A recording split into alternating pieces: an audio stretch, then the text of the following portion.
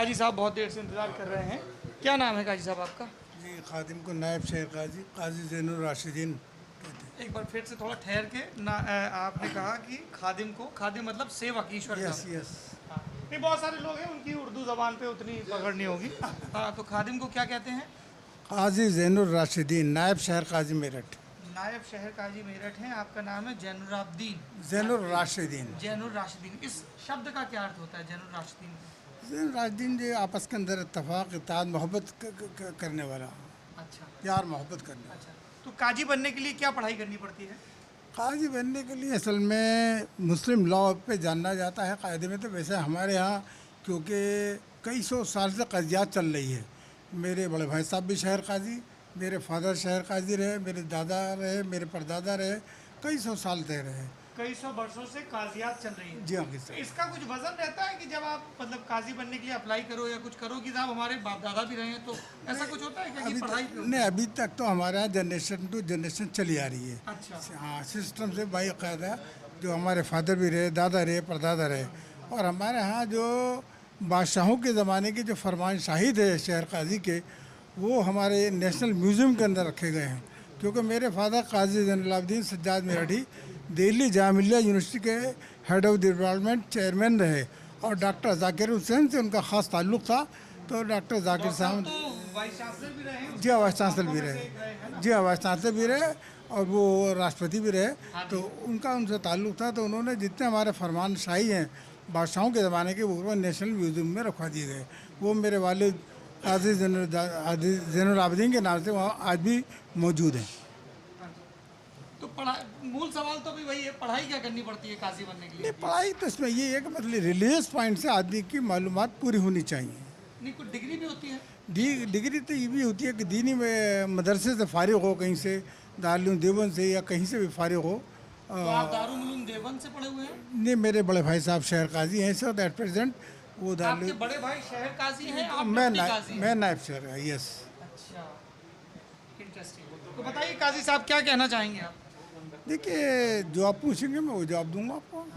क्या मेरठ और आसपास का क्या माहौल, क्या मंजर है, क्या ज़रूरतें हैं शहर की?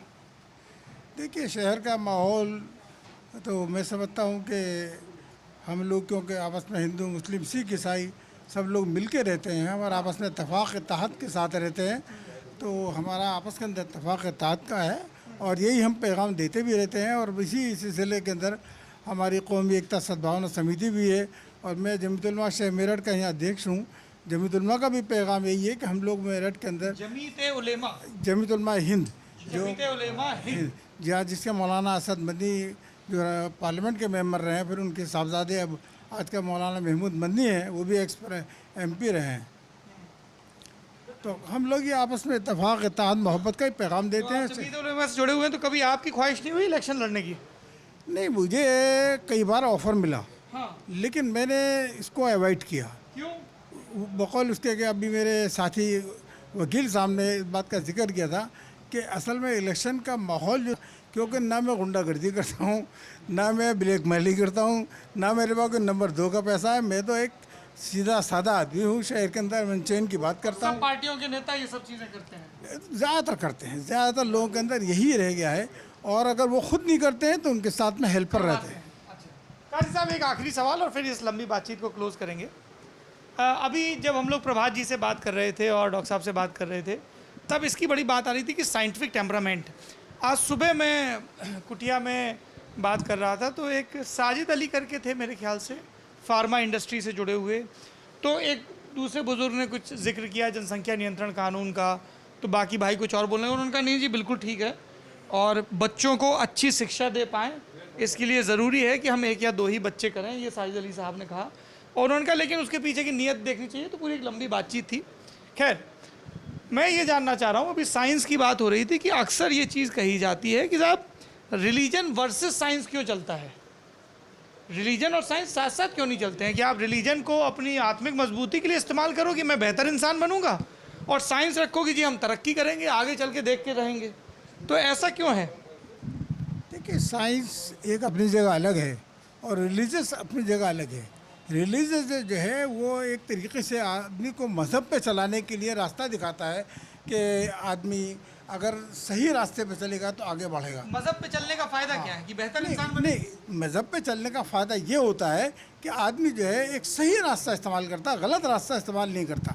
क्योंकि कुरान पाक जो इंसाइक्लोपीडिया है जिसके अंदर दुनिया के अंदर रहने का तरीका बताया गया है, खाना पीना उठना बैठना सब चीज़ें, अगर वो इस पर अमल करेगा तो मैं समझता हूँ एक अच्छा आदमी बनेगा। कारी साहब, जैसे ये बताइए कि जैसे जो कुरान शरीफ है वो तो बहुत सैकड़ों बरस पहले लिखी गई है ना, और अब चीज़ें बदल गई। अब जैसे डॉक्टर शर्मा ने जब पॉलिटिक्स शुरू की थी, जब ये तिहाड़ और तमाम दूसरी जेलों में गए थे, तब आई एम श्योर इनके आगे ऐसे मोबाइल नहीं रखे रहते थे, तब ऐसे कैमरा माइक नहीं थे, चीज़ें बहुत बदल गई ना।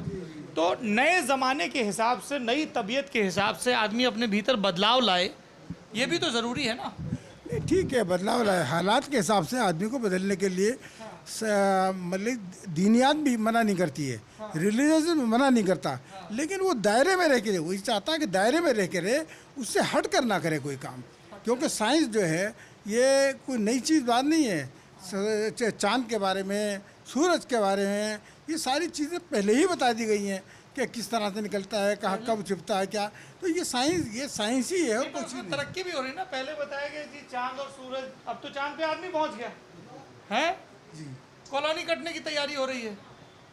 मैं ये जानना चाह रहा हूँ कारी साहब कि ये जैसे आपने कहा ना कि ये मैं और जो दूसरे भी धर्मगुरु मिलते हैं उनसे भी ये पूछता हूँ कि थोड़ा सा साइंटिफिक टेम्परामेंट आए, आदमी लॉजिक की बात करे, हैं ये दोनों चीज़ें एक साथ चल क्यों नहीं पाती हैं? देखिए, मैंने बताया ना कि साइंस के अंदर जो क्योंकि नई नई बातें सामने आती हैं, और वो बहुत सी रिलीजियस से हटकर बातें सामने आती हैं, इसलिए उसके अंदर आपस के अंदर इत्तेफाक नहीं होता। और जो रिलीजियस से मिलती हुई बातें होती हैं साइंस के अंदर, तो उसके अंदर इत्तेफाक होता है और उस पर अमल भी करते हैं लोग। तो जो रिलीजियस चीज़ें पुरानी हो गई हैं तो साइंस उनमें नई चीज़ें जोड़ नहीं सकता? नहीं जोड़ता है, क्यों नहीं जोड़ रहा, आज भी जोड़ रहा है। क्यों आज कोई आज मोबाइल कैसे इस्तेमाल है, क्या हम लोग नहीं करते? क्या आज टीवी चल रहा है, क्या हम लोग नहीं करते? हम भी कर रहे हैं। ठीक है, साइंस का है ये, साइंस ने इन चीज़ों का ईजाद किया है, ये नई चीज़ें आ रही हैं, हम भी ईजाद कर रहे हैं। लेकिन कुछ लोग ऐसी व्याख्या भी कर देते हैं, जैसे अभी शर्मा जी से बात हो रही थी तब अफ़गानिस्तान का जिक्र आया, फिर उन्होंने कहा प्रभात जी ने और शर्मा जी ने कि भाई हम यहाँ का देखें। जैसे म्यूज़िक को लेके अलग अलग व्याख्या होती है ना। तो जो पुराने कोड हैं, रिलीजियस कोड, उनको आज की तारीख में एज इट इज़ कितना अप्लाई किया जा सकता है? मैं ये बात कर रहा हूँ कि रिलीजन इवॉल्व क्यों नहीं हो पाता है, मतलब समय के साथ वो तरक्की पसंद क्यों नहीं हो पाता है कोई भी रिलीजन? देखिए, मेरा कहना ये है, देखिए रिलीजियस के अंदर जितनी बातें बताई गई हैं, ये सारी चीज़ जो साइंस आज बता रहा है, ये सब बातें पहले बताई जा चुकी है, कोई नई बात आज नहीं है। ऐसा नहीं है, नहीं, बिल्कुल साइंस के जैसा आज साइंस भी ज़्यादातर वही बात कहता है। मिसाल के तौर पर आज आदमी ये कहता है कि ऐसा पानी आप जो है हाथ धोइए, आप मुंह साफ़ करिए, आप नहाइए, आप धोइए, सब स्वस्थ रहने के लिए। हमारे यहाँ नमाज में सबसे पहले 5 वक्त जो नमाज अदा करते हैं तो हम लोगों को वज़ू करने की इजाज़त दी गई है, और उसके अंदर भी हाथ भी धोए जाते हैं, कुल्ली भी की जाती है, आँख के नाक के अंदर भी पानी डाला जाता है।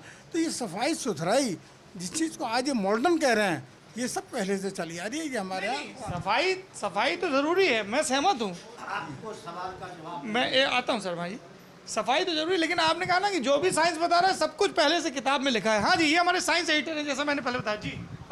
मैं एक वीकली साइंस शो करता हूँ जिसका नाम साइंसकारी है, और उसके नीचे भी जो आप कह रहे हैं वैसे बहुत सारे कमेंट्स आते हैं। जैसे मैं कोई नई चीज़ बताता हूँ, बहुत सारे लोग कहते हैं अरे ये तो हमारी किताब में लिखा है या वेद पुराण में लिखा है, यही चीज़ लिखी है, आप तो कुछ नया नहीं बता रहे हैं। तो होता क्या है कि जो पहले की सीमित समझ रही होगी उसके मुताबिक कोई कहानी बना दी गई होगी उनने। जैसे एग्जाम्पल के लिए हम लेते हैं कि चांद के बनने और चांद पर जो धब्बे हैं जो हमें दिखाई देते हैं, उनको लेकर कोई ना कोई कहानी ज़रूर होगी कुरान में या पुराणों में ज़रूर होगी, लेकिन साइंस को उसके लेकर बहुत अलग थ्योरी है जो मुझे नहीं लगता ये मैच करती होगी। तो क्या आप बता सकते हैं कि, तो हम इसी एग्जाम्पल से आगे बढ़ेंगे कि चांद पर जो दाग हैं और चांद आया कहाँ से है, इसको लेके क्या कहानियाँ हैं, या जैसे सभ्यता कैसे शुरू हुई, इसको लेके हर धर्म की अपनी एक कहानी होती है। कोई कहता है जी नाव, कोई कहता है पहाड़, कोई कहता है जांग से बनाया, कोई कहता है 7 दिन में बनाया, कोई कहता है ना। और साइंस बताती है कि जी अमीबा था, अमीबा से डॉक्टर साहब पैरामीशियम बना और एवोल्यूशन होता गया, कॉम्प्लेक्स स्ट्रक्चर बनते गए, फिर डीएनए करके हम अरबों वर्षों में यहाँ तक पहुँचे, ये साइंस कहता है। तो अब यहाँ पे मेल नहीं हो पाता है।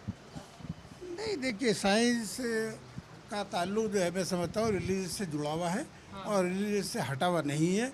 क्योंकि ये जितनी चीज़ें साइंस जो आज नई बातें जिसको नया हम कह रहे हैं, हमारे हिसाब से वो सब पुराना है और वो सब इससे पहले बता दिया गया है। आज लोग चांद पर जा रहे हैं लोग, तो चांद पे जाने के लिए जो तरीक़ेकार हैं वो सब रिलीजियस पॉइंट से हो रहा है।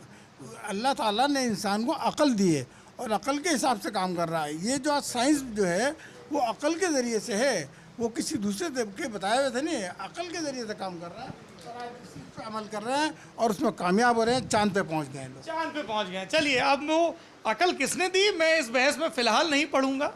सफ़र लंबा है और वक्त काफ़ी हो चला है और नाश्ता भी सज गया है। ये ज़्यादा ज़रूरी चीज़ है एक लंबी बातचीत के बाद, है ना। तो अब इस बातचीत को यहीं रोकते हैं। आपने मेरठ के प्रबुद्ध लोगों के अलग अलग विषयों पर विचार सुने।